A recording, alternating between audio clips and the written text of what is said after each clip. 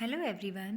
Today we are going to do chapter number 7 from the book The Midnight Oil for grade 4th. The name of chapter is The Little Red Shoes. So this story is adapted from short stories for children. Let's start. Jenny was a proud little girl. जो Jenny है वो एक छोटी लड़की है. She wanted to have all the lovely things she saw in a shop window. कि वो सारी चीज़ें लेना चाहती थी जो भी उसे शॉप की खिड़की पर दिखती थी. जैसे like dresses, shoes, necklaces, braids to make herself look pretty so that she could show off it in front of all the other little girls. Braids means to weave 2 or 3 strands of hair ribbons. Means जो भी उसे shop की खिड़की पर दिखाई देती, चाहे वो कोई ड्रेस हो, शूज़ हो, नेकलेसेस हो. ब्रेड्स मीन्स कोई भी उसके हेयर बैंड या जो रिबन्स होते हैं, वो सारी चीज़ें वो लेना चाहती थी ताकि वो दूसरी लड़कियों के सामने खुद को अच्छा दिखा सके. She would throw a tantrum in order to get what she wanted and her poor mother had to buy it for her. Here a word comes, tantrum. Tantrum means a fit of bad temper. Means एकदम से गुस्सा आ जाना या झुंझला जाना. सो कि वो बिल्कुल गुस्सा हो जाती थी जो भी उसे चाहिए था, और उसकी जो पुअर मदर थी ताकि वो उसके लिए ख़रीद सकती थी जो सारी चीज़ें गुस्से जब वो उसे मनाने के लिए. To get her to stop crying, ताकि उनकी बेटी जो है जो वो गुस्से में रो रही है या झुंझला रही है, इसलिए वो उसकी सारी बातें मान लेती थी और उसके लिए ख़रीद भी लेती थी. Even though she never had much money, यहाँ तक कि उसके पास अगर पैसे ना भी हों तब भी वो उसे सारी चीज़ें ला कर देती थी. रिसेंटली मीन्स अभी हाल ही में. Jenny through a tantrum for a pair of red dancing shoes. Through a tantrum means कि अभी अभी उसे लेटेस्ट जो उसका गुस्सा था, लेटेस्ट जब वो धुंझलाई थी, वो क्या था उसके पीछे reason. For a pair of red dancing shoes, कि उसे एक रेड डांसिंग शूज़ का पेयर चाहिए था. I want them, I don't care, I want them. वो कहती रही कि मुझे वो चाहिए, मुझे नहीं पता किस तरह से, लेकिन मुझे वो रेड डांसिंग शूज़ चाहिए. Her mother got it for her even though it left her without a penny in her pocket. Penny means this is a Canadian cent, you can say money. तो उसकी mother उसके लिए वो red dancing shoes लेकर आई, चाहे यहाँ तक कि उसके पास अब उसकी पॉकेट में कोई भी पैसा नहीं बचा था. She came out of the shop, वो जो शॉप से बाहर आई. वेरी वरीड, बहुत ही उसकी मदर जो वरीड थी उस टाइम पे. Why? Because she had no money, कि उसके पास अब कोई भी पैसा नहीं था. Left to buy vegetables for their next meal, कि उन शूज़ पे उनके सारे पैसे खर्च हो गए थे जो डांसिंग शूज़ उनकी बेटी को चाहिए थे. तो अब वो जब शॉप से बाहर आई तो वो बहुत वरीड थी, क्योंकि उनके पास अगले जो उनका भोजन था, उनका फूड था, वो ख़रीदने के लिए, वेजिटेबल्स ख़रीदने के लिए भी पैसे नहीं बचे थे.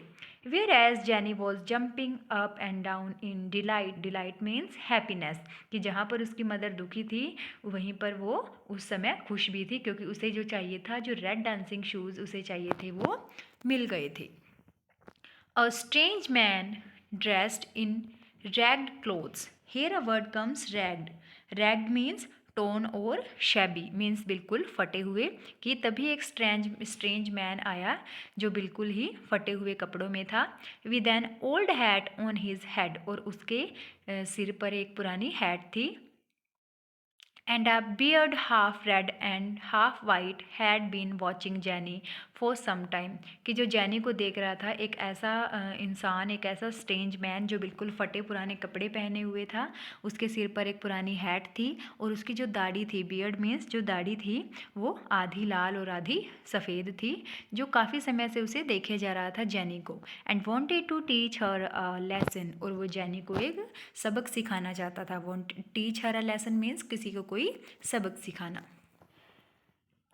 ही वेंट अप टू जेनी, वो जेनी के पास गया. एंड सेड टू हर, और उसे कहा, little girl these are dancing shoes, you are going to enjoy them, कि जो शूज़ तुमने पहने हुए हैं छोटी बच्ची, ये डांसिंग शूज़ हैं, ये तुम्हें अच्छे लगेंगे। He cast a spell on Jenny. Cast a spell means किसी के ऊपर जादू कर देना, फैस्किनेट और यू कैन से चार्म, कि उसने उसके ऊपर ऐसा जादू किया। एंड जैनी बिगन टू डांस, और उसने जैनी ने डांस करना शुरू कर दिया। एंड कुड नॉट स्टॉप, और वो रुक ही नहीं सकी थी। The red shoes took Jenny wherever they wished. जो रेड शूज़ जैनी ने डाले हुए थे वो उसे जहाँ चाहे वहीं लेकर जा रहे थे। The little girl ended up in a deep would. Deep would means घने जंगल में, फॉरेस्ट में, कि जो शूज़ थे वो उसे कहाँ लेकर गए, और वो कहाँ मीन्स उसका जो सफ़र था वो कहाँ ख़त्म हुआ, एक घने जंगल में। She went on dancing among bramble bushes. Bramble means जो बिल्कुल हार्श जो श्रब्स होती हैं, झाड़ियाँ होती हैं, thorny shrubs you can say. And stony paths, stony paths मिल जो बिल्कुल स्टोन्स से भरा हुआ रास्ता था। Till her shoes had worn out completely. अब जैसा रास्ता बताया गया है कि वहाँ पे थ्रोनी श्रब्स थी और जो स्टोनी पाथ था, पत्थरों वाला रास्ता था, तो उसके जो शूज़ थे वो पूरी तरह से टोर्न हो चुके थे, फट चुके थे। When there were no soles, soles means bottom part of feet और शूज़, तो उसके जो हमारे जो शूज़ होते हैं उनके नीचे का जो पार्ट होता है, बॉटम पार्ट होता है, उसे हम सोल कहते हैं। When there were no soles left, कि जब नीचे का पार्ट बिल्कुल फट चुका था, कुछ नहीं बचा था, Jenny had to walk back home through the stinging nettles in the forest bare feet. Stinging nettles means a weed with hairs on its leaf that sting the skin, कि जो जैसे बिच्छू का काट जाना होता है, कि जब उसके पैरों के जो शूज़ थे वो बिल्कुल फट चुके थे नीचे से, तो वो बेयर फीट नंगे पाँव घर वापस आई जंगल में से, जहाँ उसके पैर में मीन्स बिच्छू भी काट गया था। सडनली जैनी वॉक अप, और तभी जैनी उठ जाती है अचानक से। It had all been a horrible dream. Horrible means very bad, कि ये एक बिल्कुल ही उसका हॉरिबल ड्रीम था, बैड ड्रीम था। जो भी उसने सोचा कि कैसे उसे शूज़ चाहिए थे और कैसे वो जंगल में गई और उसके साथ वहाँ पर क्या हुआ। But it was enough to cure Jenny of her selfish pride. लेकिन जो ये ड्रीम था ये इनफ था उसके लिए, उसके सेल्फिश प्राइड को, मीन्स जो वो सेल्फिश ही थी कि वो अपनी माँ की गरीबी के बारे में भी नहीं सोचती थी, लेकिन सिर्फ जिद करती थी कि जो उसे चाहिए, कि इस सब के सबक के लिए इतना काफ़ी था। She went to her mother, वो अपनी मदर के पास गई खड़ी होकर।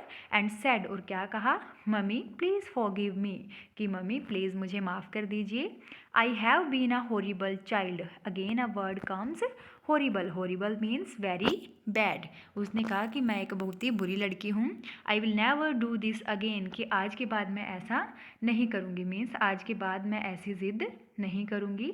हर मदर हग्ड हर, उसकी मदर ने उसे हग किया। एंड सेड, और कहा, it's okay Jenny, I am sure you will be a good girl now, कि कोई बात नहीं जैनी, मुझे पूरा यकीन है कि अब से तुम एक अच्छी लड़की की तरह बिहेव करोगी।